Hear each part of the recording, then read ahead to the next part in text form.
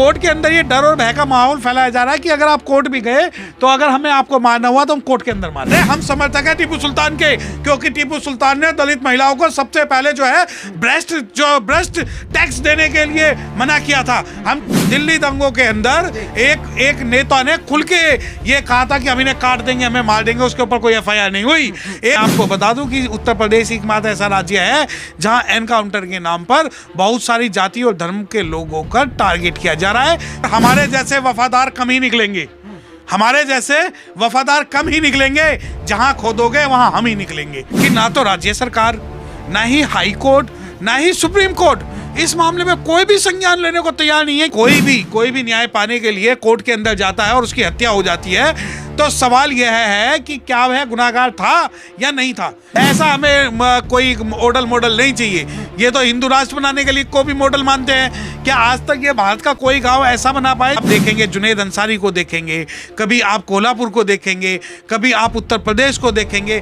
भारत के हर कोने में आज कहीं ना कहीं किसी ना किसी प्रकार की आग लगी हुई है। महाराष्ट्र के अंदर हो रहा है। डिप्टी CM क्या कहना चाहते हो आप हैं? अगर आप औरंगजेब की औलादे कह रहे हो तो क्या कारण है कि गोडसे की औलादे और सावर की औलादों के बारे में आप चुप हो जाते हो? पर हमारी औकात क्या कि भारत से तुम किसी हस्तियों के नाम मिटा दो?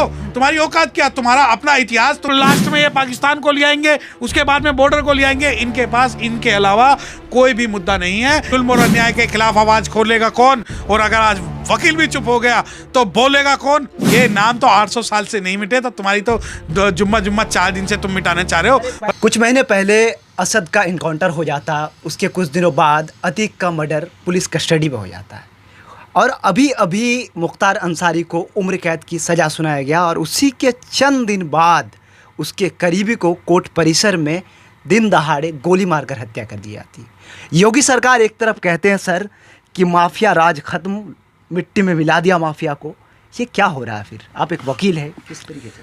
देखिए, जिस प्रकार का अब ये प्रपंच जो उत्तर प्रदेश में रचा जा रहा है और ये दिखाया जा रहा है कि माफिया राज खत्म, और चाहे अतीक की हत्या हो, चाहे असद की अहमद की हत्या हो, या कल जो मुख्तार अंसारी के करीबी बताए जा रहे हैं उनकी हत्या हो, इस प्रकार की हत्याओं से कभी भी माफिया राज खत्म नहीं हो सकता। माफिया राज अगर खत्म होगा तो वो लोकतांत्रिक और कानूनी तरीके से खत्म होगा।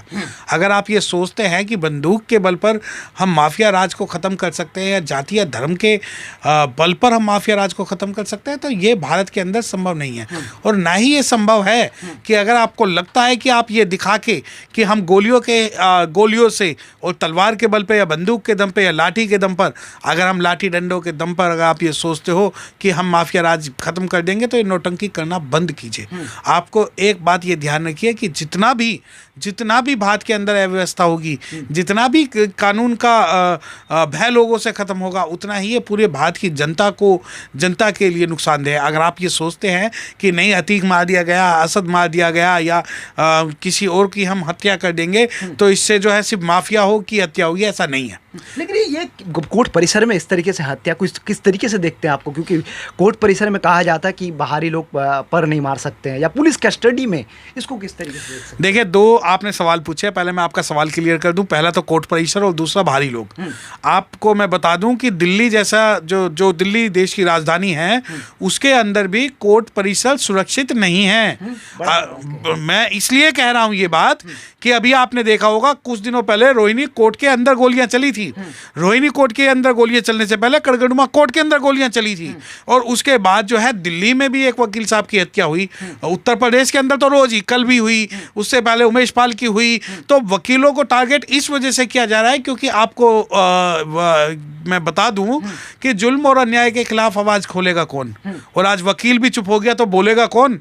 तो वकीलों पर ये जो हमले हो रहे हैं या कोर्ट न्यायालय के अंदर जो हमले हो रहे हैं, अब आप ये देखिए कि आज इस मामले पर मेरा सवाल है ये कि ना तो राज्य सरकार, ना ही हाई कोर्ट, ना ही सुप्रीम कोर्ट इस मामले में कोई भी संज्ञान लेने को तैयार नहीं है कि क्या कारण है कि आज एडवोकेट फ्रेटर्निटी टारगेट हो रही है और कोर्ट के अंदर घुस के ये लड़ाइयां लड़ी जा रही हैं। अगर कोर्ट के अंदर ही आपको ये न्याय करना है इस प्रकार का बंदूक का, तो क्यों नहीं लगा देते इन पे ताले?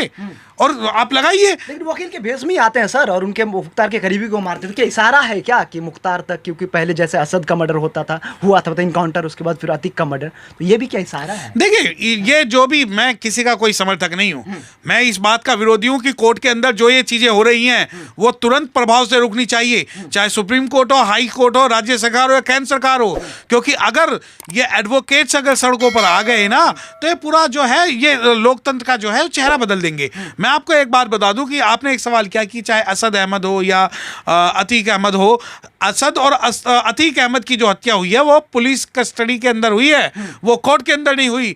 पुलिस कस्टडी के अंदर हत्याएं होना आम बात है, बाद में बहुत आम बात है। किसी को भी पुलिस ले जाएगी और कुछ पे मुकदमा लगा के, सुप्रीम कोर्ट भी इस बात को कंफर्म है कि बाद के अंदर जो है फेक एनकाउंटर होते हैं। तो पुलिस कस्टडी के अंदर फेक काउंटर जो है यहाँ की एक प्रक्रिया है, परंतु उस एनकाउंटर में किन लोगों को मारा जाए, सवाल ये है। उसके अलावा आज ये आप देखिए, अगर कोई भी न्याय पाने के लिए कोर्ट के अंदर जाता है और उसकी हत्या हो जाती है, तो सवाल यह है कि क्या वह गुनाहगार था या नहीं था। कानून का सिद्धांत है कि इनोसेंट अनलेस प्रूव गिल्टी। आप जब तक सजा याफ्ता नहीं हो जाते, आपको जो है निर्दोष माना जाएगा। अब इस मामले के अंदर आप ये कहते हो कि हमने गुनाहगारों को मार दिया। अरे, अगर आप ही डिसाइड करोगे कि वो गुनाहगार है या नहीं, तो कोर्ट के अंदर जो जज साहब बैठे हैं, जजेस बैठे हैं, उनका क्या काम होगा? योगी तो कहते मतलब यूपी मॉडल, गुजरात मॉडल की पहले बात होती थी, अब यूपी मॉडल की बात कर रहे हैं वो। ऐसा हमें कोई मॉडल नहीं चाहिए। ये तो हिंदू राष्ट्र बनाने के लिए को भी मॉडल मानते हैं। क्या आज तक ये भारत का कोई गांव ऐसा बना पाए जिसमें हिंदू राष्ट्र हो?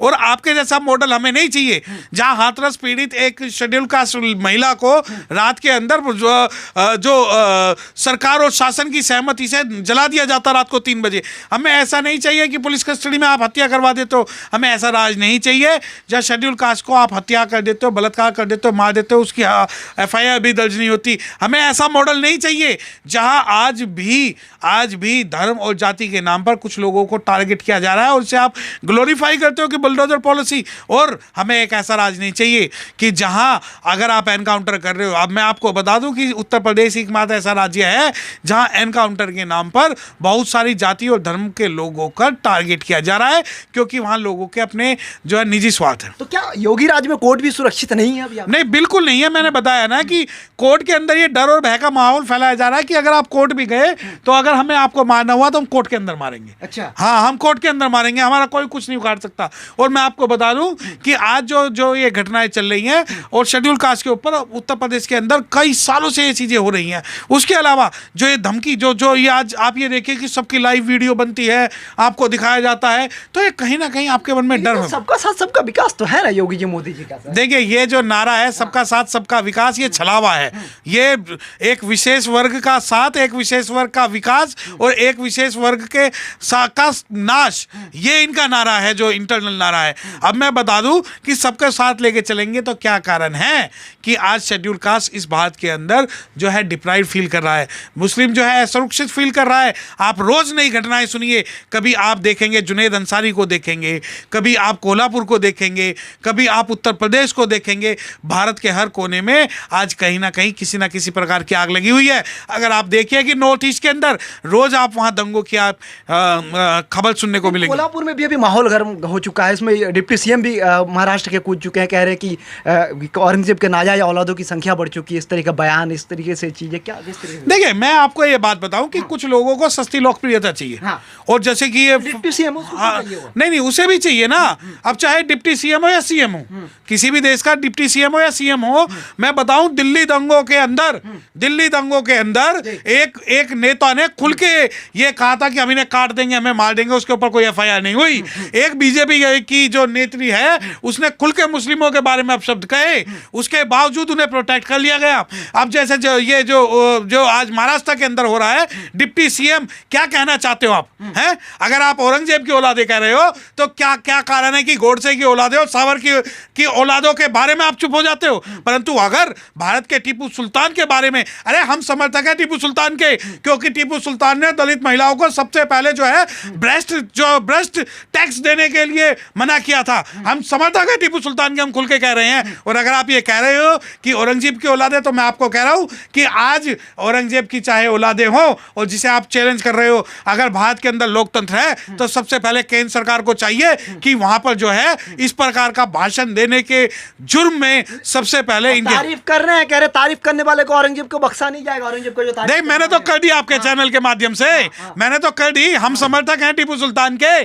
जब दलित महिलाओं को जब ऊपर जब कपड़े पहनने के लिए जब ये टैक्स लगाते थे ये लोग, जब ये भूल जाते हैं वो पेशवा महार की कहानी, जब ये पूत भूल जाते हैं कोरेगांव की कहानी, तो मैं बता रहा हूं कि उस वक्त जब अंग्रेजों से लड़ने के लिए या अंग्रेजों से लड़ने जब तुम साथ दे रहे थे, उस वक्त टीपू सुल्तान भारत के लिए लड़ रहे थे। थोड़ी साथ दे रहे थे। नहीं, ये लोग दे रहे थे ना, ये लोग दे रहे थे, उस वक्त लड़ रहे थे। तो हमें हमारा साथ जो खड़ा होगा उनके साथ खड़े होंगे। रही बात तुम्हारी कि तुम्हारी औकात क्या कि भारत से तुम किसी हस्तियों के नाम मिटा दो, तुम्हारी औकात क्या? तुम्हारा अपना इतिहास, तुम सब इतिहास को भगवान बुद्ध को बदल के आप कुछ और बना देते हो। और जितनी भी मूर्तियां हैं भारत के अंदर, ऐतिहासिक मैं कल्चर की मैं बात करूं तो कल्चर ऐसा, हमें मत बताओ कि क्या कल्चर था तुम्हारा। हमें पता है कि शंभुक ऋषि का कल्चर क्या था, हमें पता है कि किसको वेद सुनने के कारण कानों में शीशा डाल दिया जाता था, हमें पता है कि किसके महिलाओं के साथ कुछ भी करने पर आपको पाप नहीं लग रहा था। तो हमें ये कल्चर और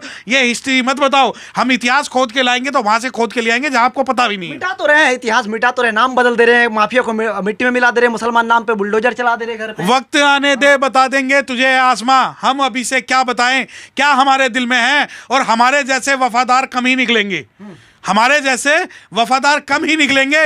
जहां खोदोगे वहां हम ही निकलेंगे। अगर आप में दम है और आप नाम बदलने से अपना इतिहास बदल सकते हो तो मैं आपको बता दूं,